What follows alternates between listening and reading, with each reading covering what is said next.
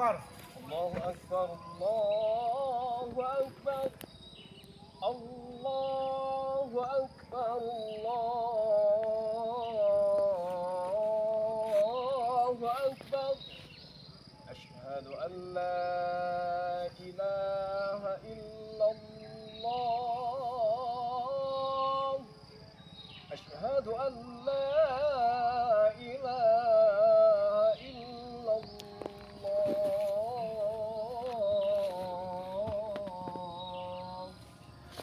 Asyhadu anna Muhammadar Rasulullah.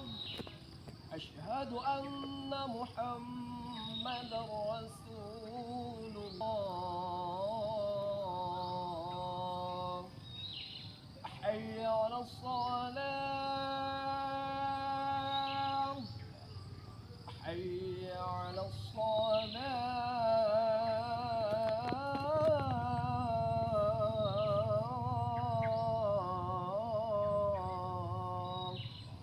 Hayya 'alal falah. Hayya 'alal falah.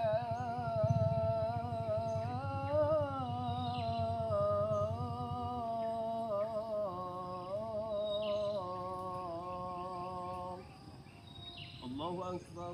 Allahu Akbar. La ilaha illallah.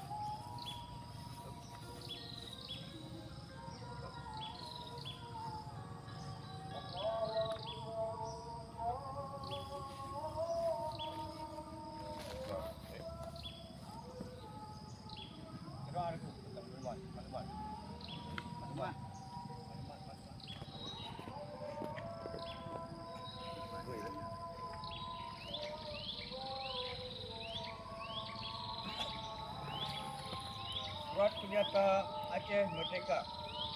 Bismillahirrahmanirrahim.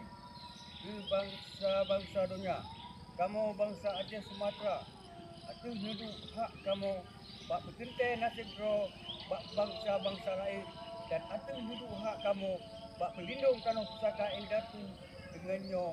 Kamu penyata ro kamu merdeka dan nibak mandung ikatan politik nibak pemerintah asing di Jakarta, Jawa.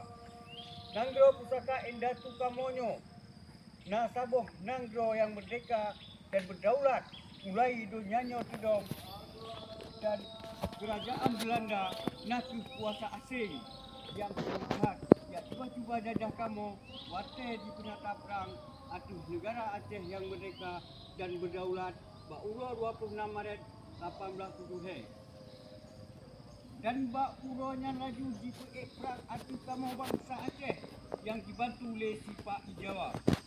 Kena ni bak serangan Belandanya. Kamu tulis bak on phone.